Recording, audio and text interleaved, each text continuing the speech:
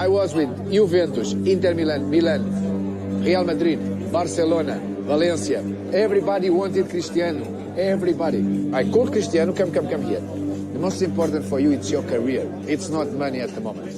And thanks God, Sir Alex Ferguson came and he told me, George, leave it with me. You will come now with me, and at least you will play 50% of the games, I promise you. And was the key. He started in Manchester with 18 years old. This is the story. Nothing is impossible, my friend. Nothing. Believe me, trust me. Nothing is impossible. Nothing.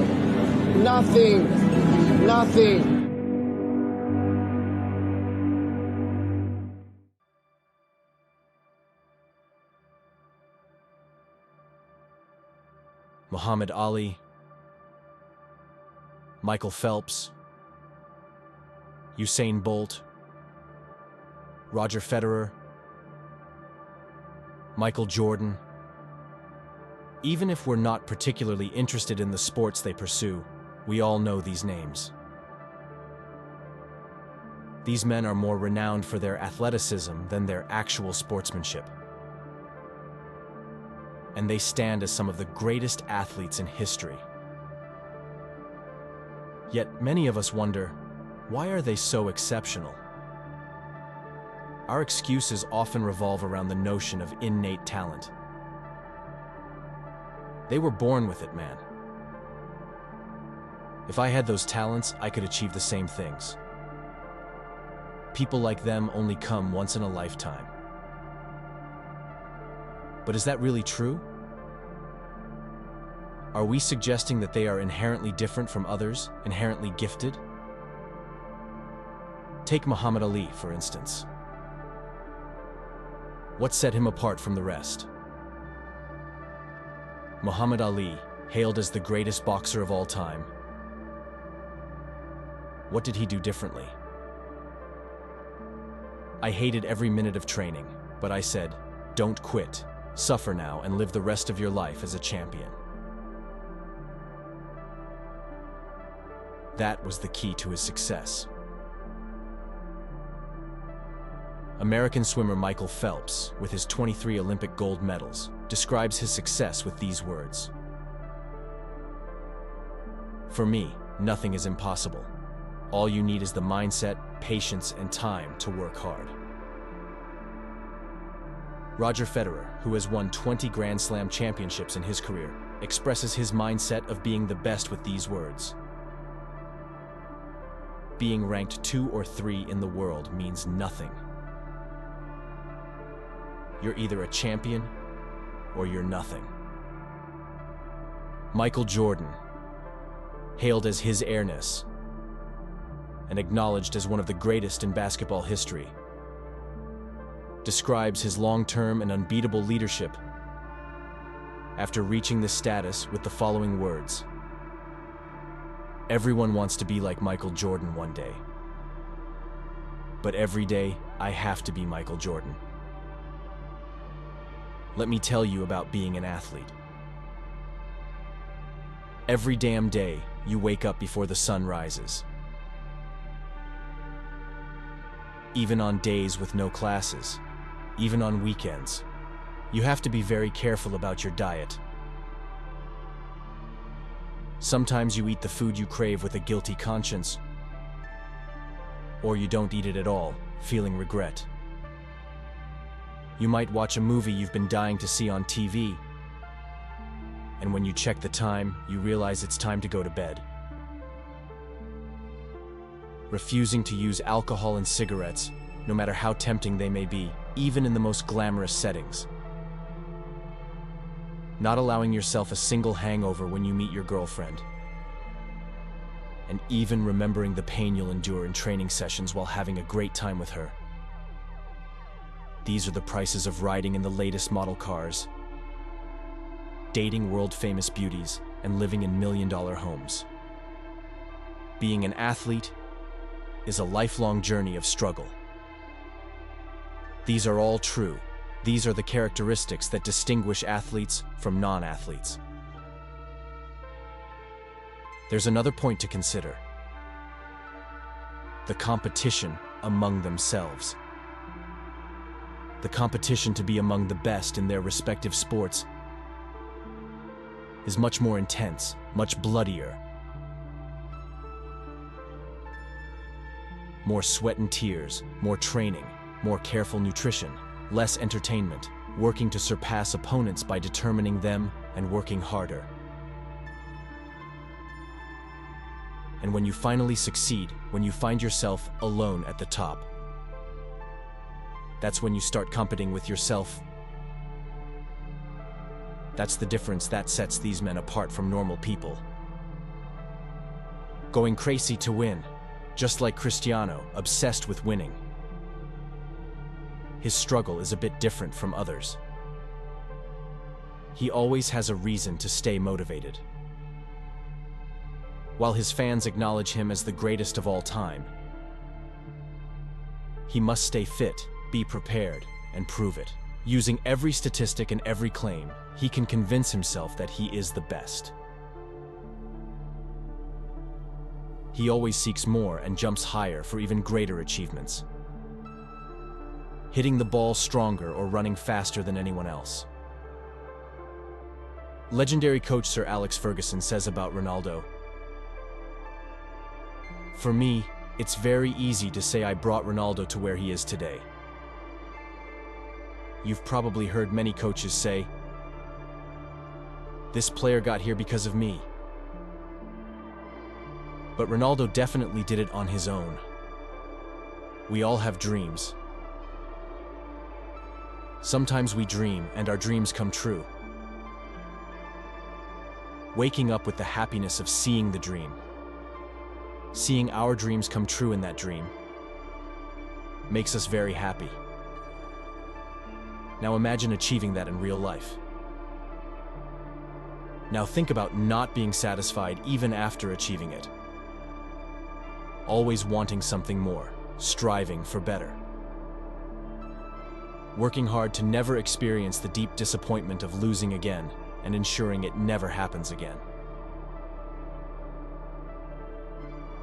When Lionel Messi won his 4th consecutive Ballon d'Or in 2012, Ronaldo was watching from the sidelines and he promised himself, "I won't allow it to happen again and I won't come here to be second."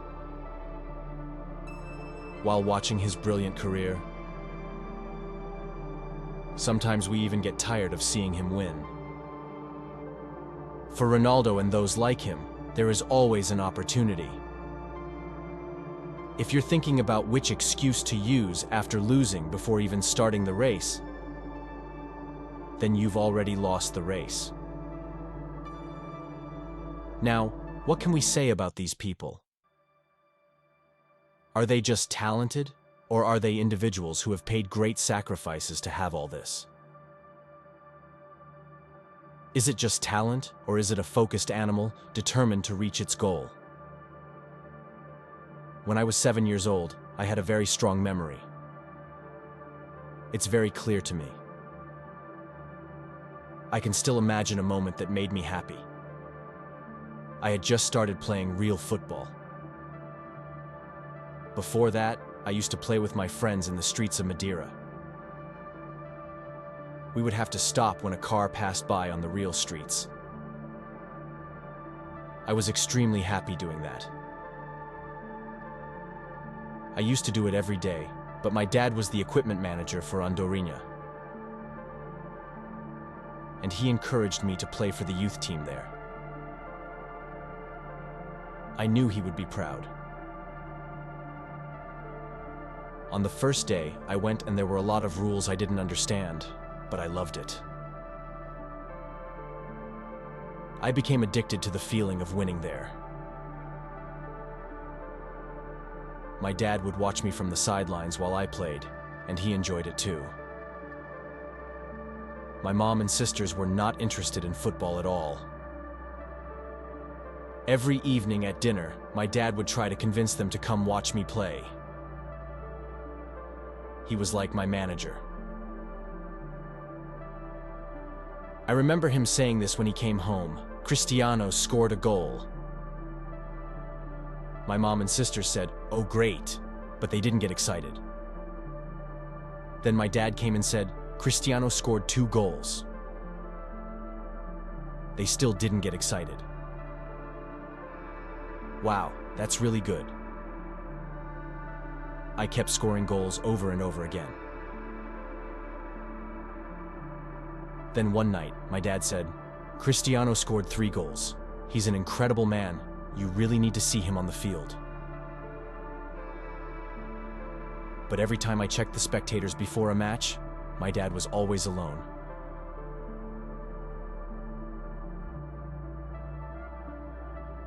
Then one day, I'll never forget it. When I started warming up, I looked at the spectators and saw my mom there. It's hard to describe. They looked sincere. They were sitting together, not clapping or cheering, just waving at me. It was clear they had never been to a football match before, but they were there. And that was all that mattered to me at that moment. I felt truly special. It meant a lot to me back then. I was really proud. We were poor in Madeira. Life was tough. I played with shoes I borrowed from my cousins.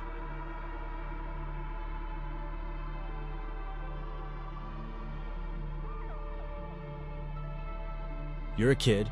You don't think about money. You just care about feelings.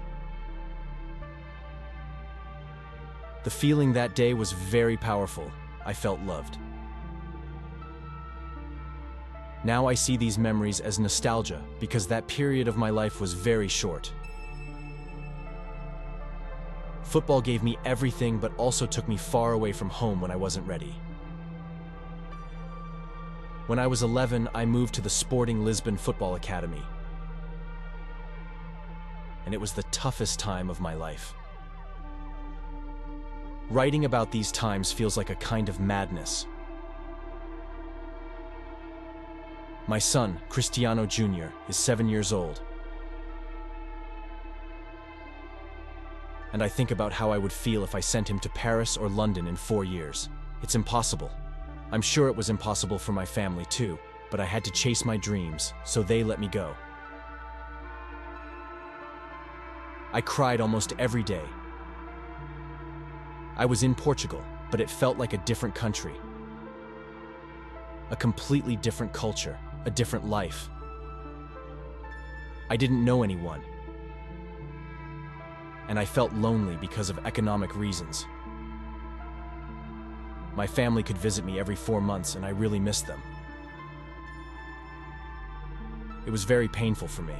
Football allowed me to continue on this path. I knew I could do it. I started doing things on the field that other kids couldn't do. They would say, "Did you see what he did? He's amazing." I started hearing these more often. My coaches would say it too, but one day someone said it, yes, but he was very weak. It was true. I was weak. When I was 11 years old, I made a decision. I knew I was talented, but I promised myself that I would work harder than anyone else. I planned not to play or act like a child. I started training with the intention of being the best. I don't know how I felt this way. It was like it had always been inside me. I would sneak out of the dorm at night to train to be bigger and faster when I stepped onto the field. Those who used to call me weak or powerless couldn't say anything anymore. I remember a moment with my teammates very vividly. I said, "I will be the best in the world." They all laughed at me. I wasn't even playing for the A-team yet, but I truly believed it. When I turned 17 and became a professional, my mother would come to my matches, but she would get excited, even fainting a few times. The doctor would give her sedatives. Over time, I started thinking bigger. I aspired to play for the national team. I wanted to play for Manchester United. I used to watch the Premier League on TV. The fluidity of the game and the fans mesmerized me. The atmosphere was fantastic. Going to Manchester was a great honor for me. But initially, it was even more honorable for my family. Winning a trophy was very emotional for me. I remember my first Champions League victory with Manchester United. It was an incredible feeling. The same feeling came when I won my first Ballon d'Or. But my dreams kept growing every day. I always dreamed of Madrid and wanted to start a new challenge there. I won trophies in Madrid, broke records, and became a legend. In Madrid, I achieved incredible things over 8 years. But to be honest, the awards I won towards the end of my career, especially in Madrid, evoke different feelings. If you don't win everything, everyone thinks you haven't been successful. But becoming a father, I truly can't express this feeling. Therefore, the time I spent in Madrid was very special.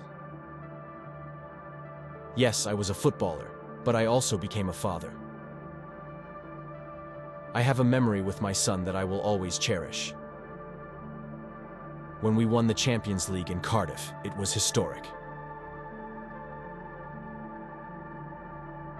After the match, I was on the field, feeling like I was sending a message to the world.